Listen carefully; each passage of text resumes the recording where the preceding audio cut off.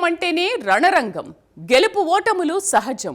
కానీ తెలంగాణలో సీన్ వేరు. ఇక్కడ ప్రతి ఎన్నిక ఒక సవాల్, ప్రతి ఫలితం ఒక గుణపాఠం. మొన్నటి మున్సిపల్ ఫలితాలు జోష్ నింపితే రేపటి పల్లె పోరు హోష్ తప్పిస్తుందా? అధికార పార్టీ అంచనాలు నిజమయ్యాయా? గులాబీ బాస్ వ్యూహాలు ఫలించాయా? కమలనాథుల ఓట్ల లెక్కల్లో మర్మమేంటి? పట్నంలో మొదలైన ఈ పొలిటికల్ వార్ పల్లెకు పాకి చివరకు జిహెచ్ఎంసీ పీఠం దగ్గర ఎలా ముగుస్తుంది? అసలు అందరూ జపిస్తున్న ఆ బీసీ మంత్రం వెనుక ఉన్న అసలైన స్కెచ్ ఏంటి? ఇది ఎలక్షన్ స్టోరీ కాదు, అంతకు మించి మారిన ఆ సెమీఫైనల్ విశేషాలేంటో ఇప్పుడు చూద్దాం.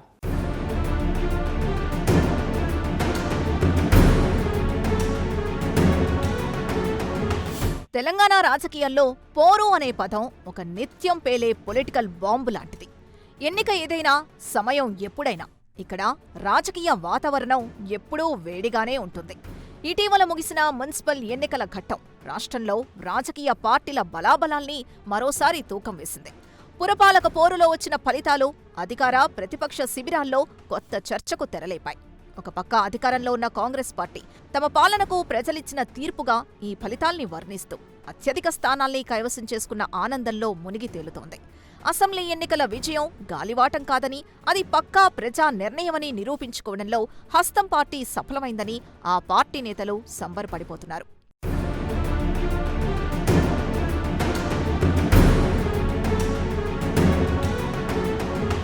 అధికార కాంగ్రెస్ పార్టీ వ్యూహం చాలా స్పష్టంగా కనిపిస్తోంది. కేవలం అధికారంలో ఉన్నామన్న ధీమాతో కాకుండా క్షేత్రస్థాయిలో పట్టు సాధించడమే లక్ష్యంగా వారు పావులు కదిపారు. వరుస విజయాలతో తమ హవాను కొనసాగించామని చెప్పుకుంటున్నప్పటికీ అంతర్గతంగా ప్రతిపక్షాల నుంచి ఎదురవుతున్న సవాళ్లను వారు తక్కువ అంచనా వేయడం లేదు. ఓటర్ల నాడిని పసిగట్టడంలో రేవంత్ రెడ్డి సర్కార్ సఫలమైందనేది తాజా ఫలితాల సారాంశం. అయితే ఈ విజయం వెనుక కేవలం సంక్షేమ పథకాలే ఉన్నాయా, లేక ప్రత్యర్థుల బలహీనతల్ని తమకనుకూలంగా మలుచుకున్నారా అన్నది విశ్లేషించుకోవాల్సిన అంశం. కాంగ్రెస్ పార్టీ ఇప్పుడు చేస్తున్న సంబరాలు కేవలం మున్సిపల్ పీఠాల కోసం మాత్రమే కాదు, రాబోయే పెద్ద యుద్ధాలకు తాము సిద్ధంగా ఉన్నామని క్యాడర్లో ఆత్మవిశ్వాసాన్ని నింపే ప్రయత్నమే ఇదంతా.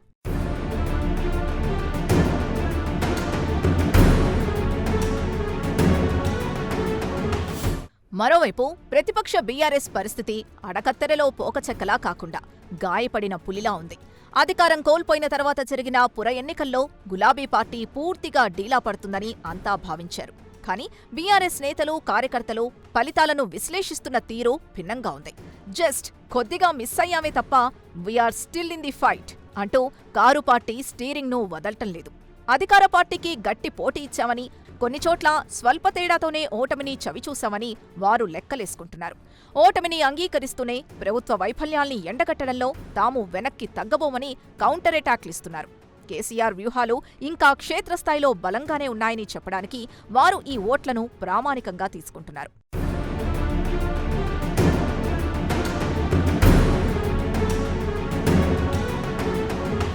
ఇక ఈ త్రిముఖ పోరులో భారతీయ జనతా పార్టీ తీరు విలక్షణంగా ఉంది. గెలుపు గుర్రాల సంఖ్య తక్కువగా ఉన్నా ఓట్ షేర్ మాత్రం పెరిగిందనే కొత్త వాదనను కమలనాథులు ప్రజల్లోకి బలంగా తీసుకెళ్తున్నారు. సీట్లు రాకపోయినా క్షేత్రస్థాయిలో తమ గ్రాఫ్ పెరుగుతోందని, కాంగ్రెస్, బీఆర్ఎస్లకు ప్రత్యామ్నాయం తామేనని చెప్పుకోవడానికి ఈ ఎన్నికలను వారు వాడుకుంటున్నారు. ఓటమిని కూడా గెలుపుకు పునాదిగా మార్చుకునే వ్యూహంలో బీజేపీ సఫలమవుతోందా అన్న అనుమానం కలగక మానదు. కానీ తాజా ఫలితాలు మాత్రం కాషాయ దళానికి కొత్త ఉత్సాహాన్నిచ్చాయనే చెప్పాలి. పట్టణ ప్రాంతాల్లో తమకు పెరుగుతున్న ఆదరణను గ్రామీణ స్థాయికి ఎలా విస్తరించాలనే దానిపై వారిప్పుడు దృష్టి సారించారు.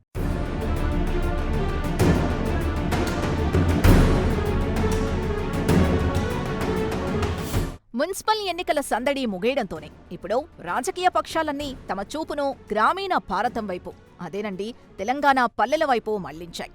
ఎందుకంటే ఎంపీటీసీ, జెడ్పీటీసీ ఎన్నికల నిర్వహణకు ప్రభుత్వం సన్నద్ధం అవుతుండడమే దీనికి ప్రధాన కారణం. పల్లెసీమలే దేశానికి పట్టుకొమ్మలు అన్నట్లు తెలంగాణ రాజకీయాల్లో గ్రామీణ ఓటర్లే నిర్ణయాత్మక శక్తి. అందుకే ఇప్పుడు అందరి కళ్ళు మళ్లీ గ్రామీణం వైపుకు మరలాయి. పట్టణాల్లో చూపిన ప్రతాపం పల్లెల్లో ఫలిస్తుందా, లేదా అక్కడ స్థానిక సమీకరణాలు ఫలితాల్ని తారుమారు చేస్తాయా అనే ఉత్కంఠ ఇప్పుడు మొదలైంది. పార్టీలన్నీ తమ అస్త్రశస్త్రాలను సిద్ధం చేసుకుని పల్లెబాట పడుతున్నాయి.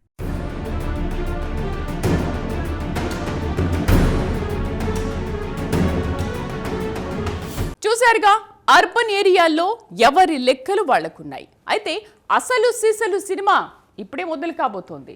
సిటీలో సెటిల్ అయ్యామనుకుంటే సరిపోదు, విలేజ్ పాలిటిక్స్లో నెగ్గుకు రావడం అంత ఈజీ కాదు. మరి ఇప్పుడు అందరి కళ్ళు పల్లెబాట ఎందుకు పట్టాయి? అక్కడ ఏ మంత్రం వేస్తే ఓట్లు రాలుతాయి? Let's see.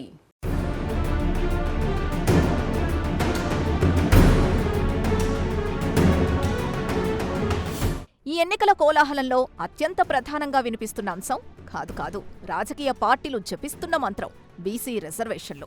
వాస్తవంగా చెప్పాలంటే 42% బీసీ రిజర్వేషన్ల అంశాన్ని కాంగ్రెస్ పార్టీ ఒక ప్రధాన ఎజెండాగా మార్చుకుంది. ప్రతి ఎన్నికలో, ప్రతి బహిరంగ సభలో రేవంత్ రెడ్డి ఈ అంశాన్ని ప్రత్యేకంగా ప్రస్తావిస్తూ వస్తున్నారు. సామాజిక న్యాయం నినాదంతో బీసీ ఓటు బ్యాంకును ఏకతాటిపైకి తెచ్చే ప్రయత్నం ఇది. దేశవ్యాప్తంగా కులగణన, బీసీ రిజర్వేషన్లపై చర్చ జరుగుతున్న తరుణంలో తెలంగాణలో కాంగ్రెస్ తీసుకున్న ఈ స్టాండ్ వారి రాజకీయ భవిష్యత్తును నిర్ణయించే కీలక మలుపుగా మారబోతోంది. ఇది కేవలం హామీనా లేక ఆచరణ సాధ్యమేనా అన్న చర్చ పక్కకు పెడితే జనంలోకి మాత్రం ఈ నినాదం బలంగా వెళ్ళింది.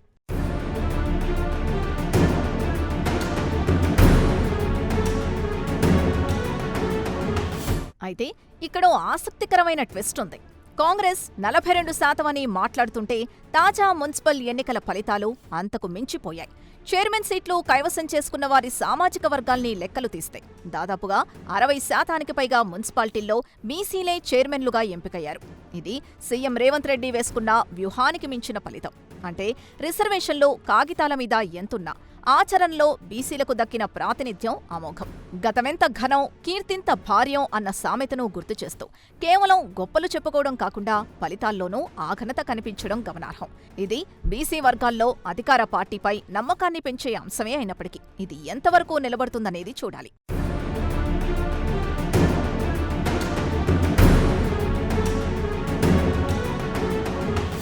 ఇక్కడ గమనించాల్సిన మరో ముఖ్యమైన విషయం ఏంటంటే ఈ బీసీ చైర్మన్ల ఎంపిక కేవలం ఒక్క కాంగ్రెస్ పార్టీకే పరిమితం కాలేదు.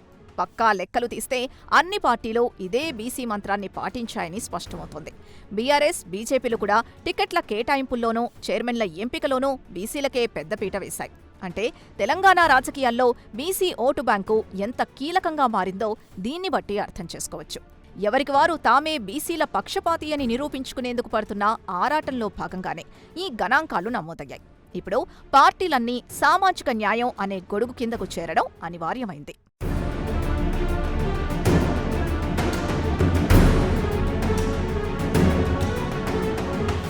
మున్సిపల్ ఎన్నికల్లో వర్కౌట్ అయిన ఈ బీసీ ఫార్ములాను ఇప్పుడు జరగనున్న ఎంపీటీసీ, జెడ్పీటీసీ ఎన్నికల్లోనూ అమలు చేయడానికి పార్టీలన్నీ స్కెచ్లు వేస్తున్నాయి.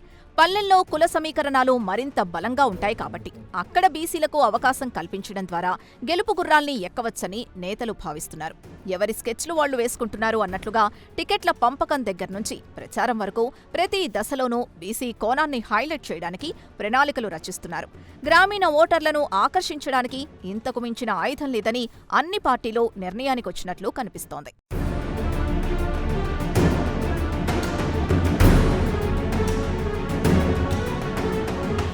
ఈ ఎన్నికల సంబరాలు ఇక్కడితో ఆగిపోవు. గ్రామీణంలో సాగే ఎన్నికలతో పాటు మహానగరంలో చేపట్టబోయే జీహెచ్ఎంసీ ఎన్నికలతో ఈ హడావుడి ఒక కొలిక్కి రానుంది. బహుశా ఆగస్టు నెలలో ఈ బ్యాలెట్ రణరంగం దాదాపుగా చివరి అంకానికి చేరుతుంది. హైదరాబాద్ మహానగరం ఎప్పుడూ విలక్షణమైన తీర్పునిస్తుంది. సెట్లర్లు, స్థానికులు, మైనారిటీలు ఇలా భిన్న వర్గాల సమ్మేళనమైన గ్రేటర్ పీఠం దక్కించుకోవడం అంటే రాష్ట్ర రాజకీయాల్ని శాసించడమే. అందుకే పల్లెపోరు ముగియగానే పార్టీలన్నీ తమ సర్వశక్తుల్ని హైదరాబాదుపై మోహరించడానికి సిద్ధంగా ఉన్నాయి. ఇక్కడ గెలుపు అనేది కేవలం ఒక కార్పొరేషన్ విషయం కాదు, అది రాబోయే అసెంబ్లీ ఎన్నికలకు ఒక ట్రెండ్ సెట్టర్.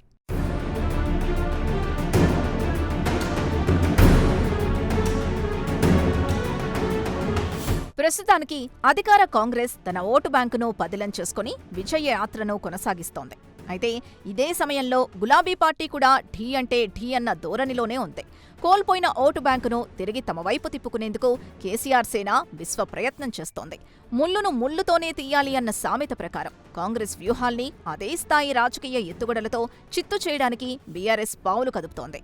ఈ క్రమంలోనే కమలనాథులు కూడా తమ ఉనికిని చాటుకుంటూ అధికార ప్రతిపక్ష ఓట్ షేర్ను డైవర్ట్ చేయడంలో కొంతమేర సక్సెస్ అవుతున్నారు. ఈ ముక్కోనపు పోటీలో ఓట్లు ఎలా చీలుతాయి, ఎవరి ఓటు బ్యాంకుకు చిల్లు పడుతుంది అన్నదే ఇప్పుడు ఆసక్తికరమైన అంశం.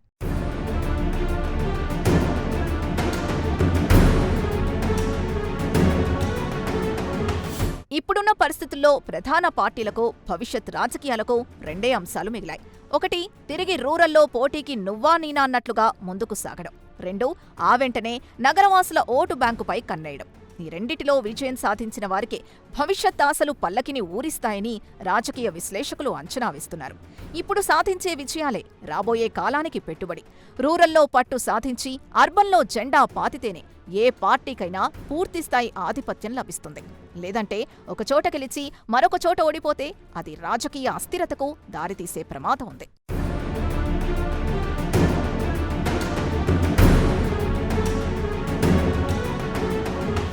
జరగబోయే ఈ స్థానిక, నగర ఎన్నికల అనంతరం మరో 2 లేదా 3 ఏళ్ల తర్వాత వచ్చే అసెంబ్లీ ఎన్నికలే నేతలకు మిగిలుంటాయి. ఆ అవకాశాలను అందుకోవాలంటే ఇప్పుడు జరిగే ఈ లోకల్ ఎన్నికల్లో ప్రభంజనం సృష్టించాలి. ఆ దిశగా అడుగులు పడాలి. సక్సెస్ మంత్రాన్ని చెప్పించాలి. దున్నినోడిదే భూమి, పోరాడినోడిదే గెలుపు అన్న సామెత రాజకీయాలకు అతికినట్లు సరిపోతుంది. మైదానంలో ఎవరు చివరి వరకు నిలబడతారో, ఎవరు ప్రజల నాడిని పట్టుకుంటారో వారే అంతిమ విజేతలు. మీసీ జపం చేస్తూ పల్లెబాట పట్టి చివరగా పట్నం పీఠాన్ని దక్కించుకునే ఈ రాజకీయ ప్రయాణం తెలంగాణలో రాబోయే అసలైన అధికార యుద్ధానికి ఒక సెమీఫైనల్ లాంటిది. వేచి చూద్దాం. ఆగస్టు నాటికి ఈ రాజకీయ చదరంగంలో ఎవరు రాజుగా నిలుస్తారో, ఎవరు బంటుగా మిగిలిపోతారో.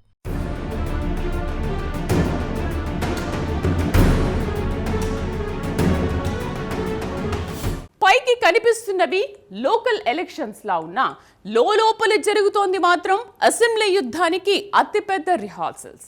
బీసీ కార్డు, పల్లె ఓటు, పట్నం సీటు, ఈ మూడింటిని ఎవరు బ్యాలెన్స్ చేస్తారో వారికే భవిష్యత్తులో బంపర్ ఆఫర్. గెలుపు సంబరమా, ఓటమి పాఠమా అన్నది పక్కన పెడితే ఈ పోరు మాత్రం తెలంగాణ రాజకీయ ముఖ చిత్రాన్ని పూర్తిగా మార్చేయబోతోంది. పల్లె నుంచి పట్నం దాకా సాగే ఈ ప్రయాణంలో చివరికి ప్రజలు ఎవరికి పట్టం కడతారో వేచి చూడాలి.